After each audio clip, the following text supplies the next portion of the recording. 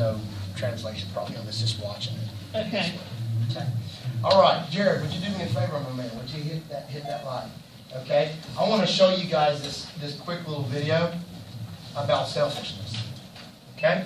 And it's kind of a funny video. I mean, it doesn't get funny till the end, and then you're like, oh, I see it. Okay. All right. So just kind of sit back and watch it. Can you not do it? I bet you're afraid to stick your finger in there, aren't you? Don't do that. Wait, try it if you want.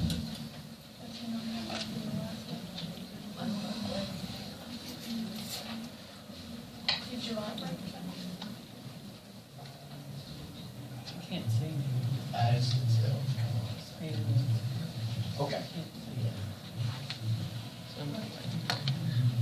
Jared, hit that line for me. Hit that line for me. Just put your hand over it. It should come back up.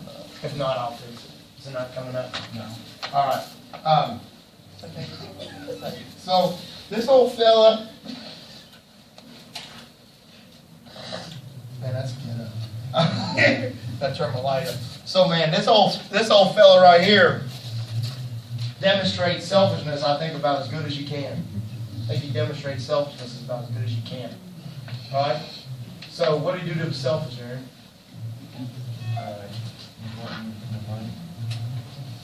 Okay. Is that selfish to want money? Taking somebody that don't belong to you might be selfish, yeah. Okay.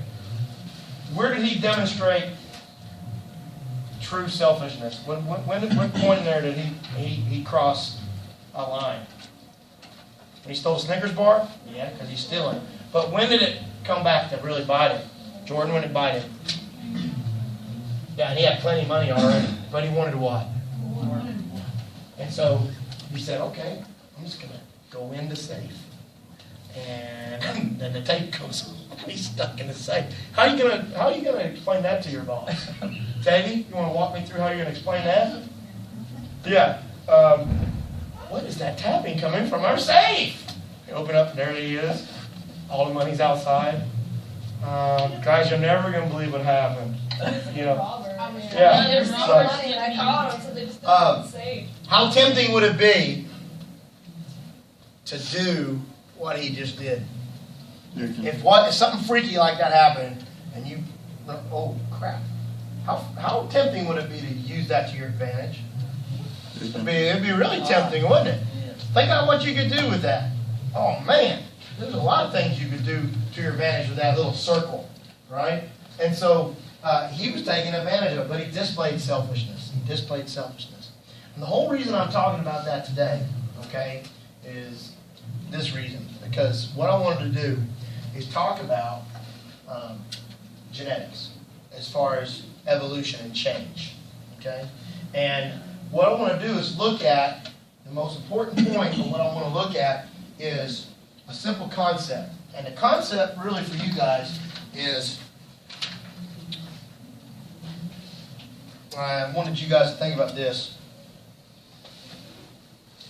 Are you selfish? And is selfishness a bad thing when it comes to surviving? Okay? Now what he did right there may not have been surviving. Or maybe it was, because maybe his daughter was dying from leukemia. So we started judging him real quick, didn't we? But what if I told you the story was, this guy was trying to just get enough money to make sure that he could pay for all of his daughter's doctor's bill? How would you view him then? Ask Joseph how he'd view that guy, if you would. Ask Joseph how he'd view him. I don't know what Joseph thinks about that.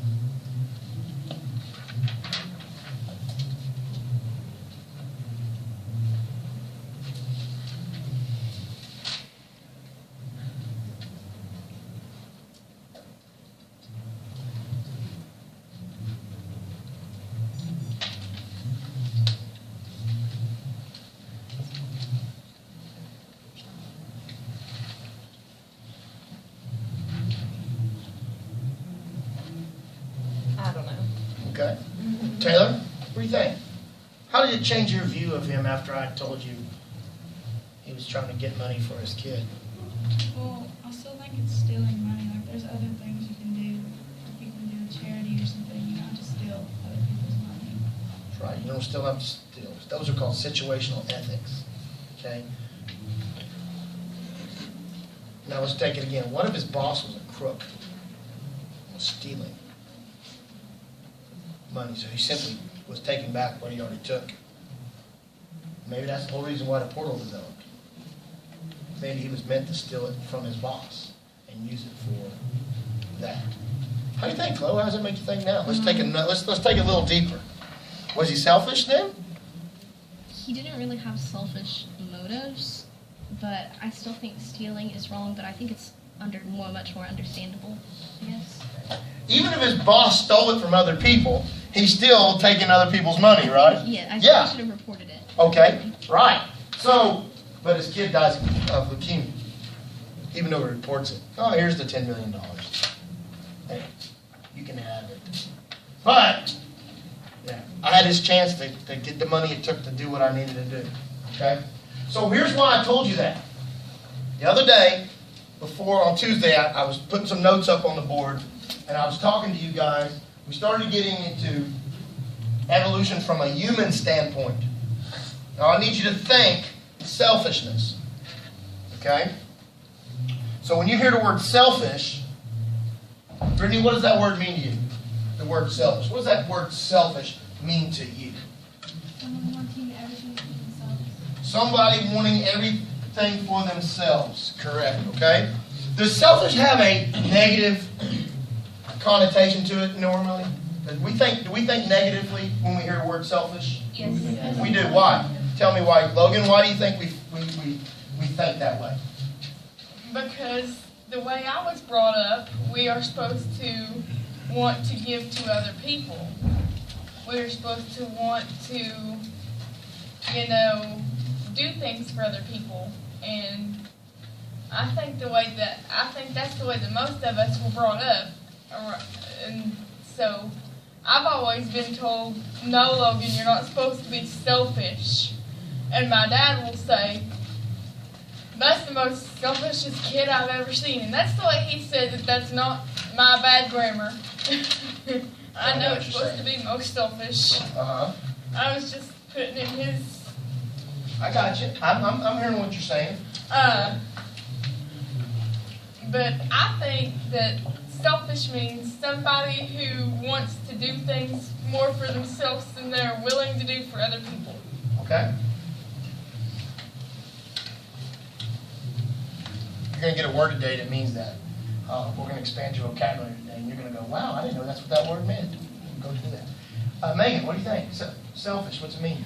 I think it depends on how it's interpreted, because some people, stealing is being selfish, but, people, if you don't spend, let's say if your boyfriend wants to spend time with you, but you have to go to work, he's going to be like, you're being selfish. And then that's so it's not always bad, but it can have, I guess That's what you're saying. Now, I know Morgan over here has never been selfish. One day in her life. Ever. Can you tell me a time maybe when you felt like you might have acted selfishly? Anything? I can't. Never been selfish? No. Thought about yourself? I think I'm Okay, good. At least you admit that. Okay, good. Elijah, selfish. Tell me a time when you've been selfish. Probably with my car. Okay? I don't want anybody else driving. I'm trying to drive, or it's my car. It's kind of like my daughter. She displays selfishness. This is hers now. You guys know this, right? This does not belong to Coach Reeves. This is simply my daughter's. Because she will throw a fit in the morning if she doesn't get to watch her PBS Kids on my iPad. As soon as she wakes up, it's, iPad, Daddy! iPad! iPad! And I'll put it on Super Y, who reads, it's a reading guy, reading comic book guy. And she starts singing Super Y. And I don't know why she does, but she loves it, right? So, but this morning I tried to take it back, and she literally took it and said, my iPad! And I went like this. No, it's not! So that's my iPad. But I let her have it back, because I also want her to understand that I'm willing to share. And I told her, so we share. You share. Daddy needs it to work. You can have it when Daddy's not working. Okay, so, but here's what I want you to understand. Selfishness being able to look after oneself a lot of times has a negative impact. But I'm going to tell you, I think that it's selfishness a lot of times that's led to you being able to survive. I want you to think about it for a second. I believe it could be selfishness at times is an instrument of evolution. Let me give you an example.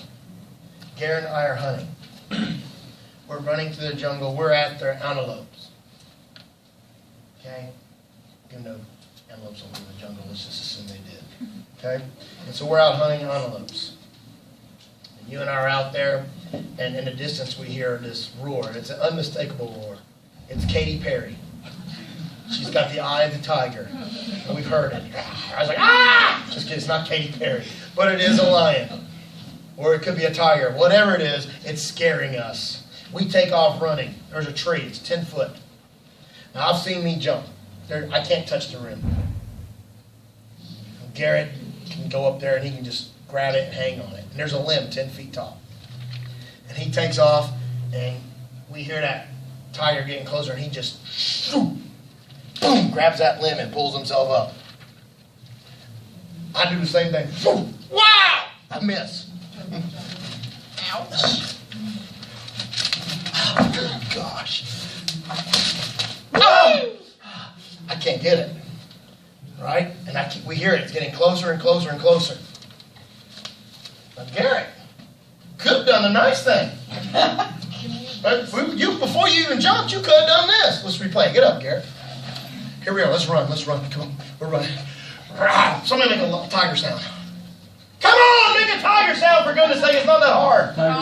Rawr! Oh, God! God! There's a tree in the distance. Right, now, here's what he could have done. Ready? He's thinking about who? Unselfish. Turn around. Put your hands down like this. No, he's going to, because I weigh a little more than that. Cup it. Okay, bend down. Bend down. 1, 2, 3, go. Yes. Right. So I'm up. Oh my goodness. Right? Now, really, we probably could have got that, right? And look, he just did a little flick. He got me in a couple other inches up there. I grabbed the limb. I'm up the tree. He knows he can do it. He takes 3 steps back. Boom, go touch that ceiling right now. Told you. Oh! Now, we're both safe. We're both safe. Tigers climb trees. But here's the problem. Yeah, tigers do climb trees, but not in this jungle. This is a whole new jungle, okay? In this jungle, they're afraid of trees, okay? All right, so, but watch this. If, for some reason, we replay that act, he puts me up, I touch that, okay? He gets ready to take a step back, and right when he jumps, tiger gets him. He dies. Done. Okay, he's dragged off. Save for 2 seconds. Help me! Help me! Ah! I ain't helping you. What am I going to do? Get down with my little toothpick and stab it? Sorry. Because I'm what? But he demonstrated unselfishness. But watch what happens from an evolutionary standpoint. I'm going to give some notes on there to prove my point in a minute. Okay? There's one woman that provides children for our clan. One. Okay? One. Only one.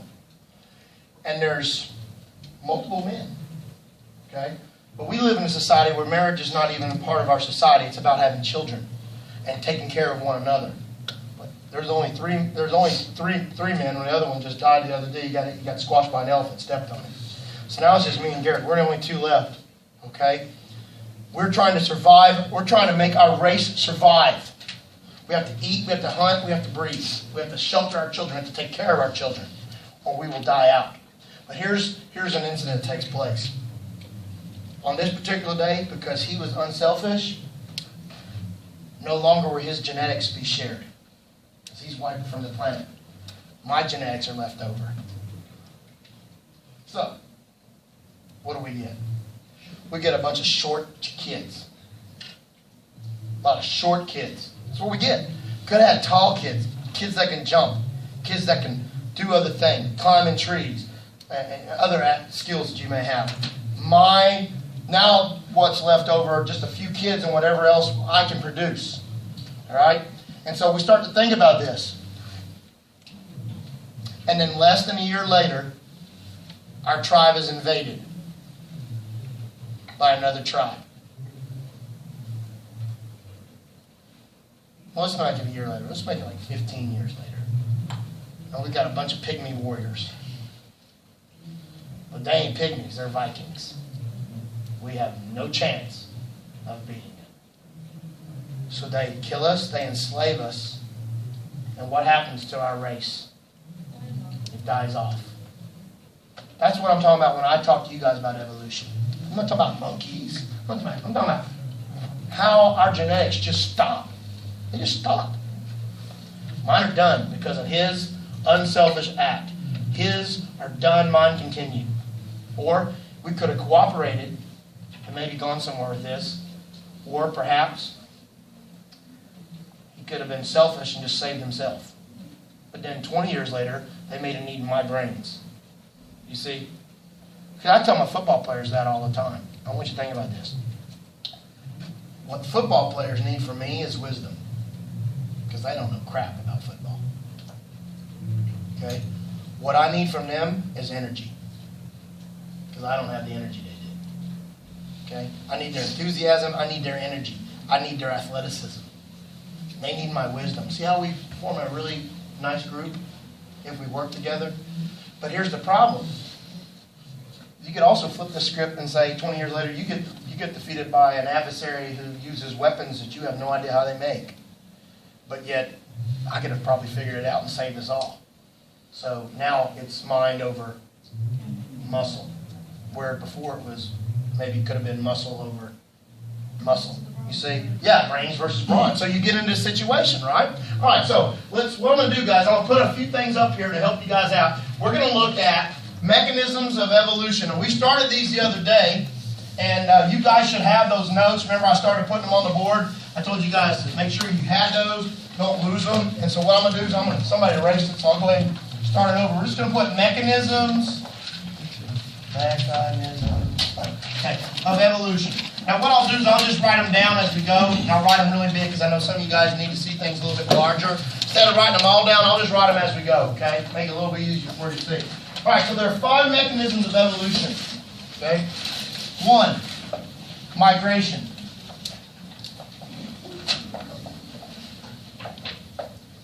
That means moving, and we talked about that.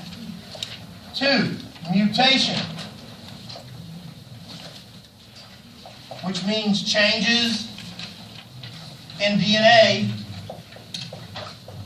through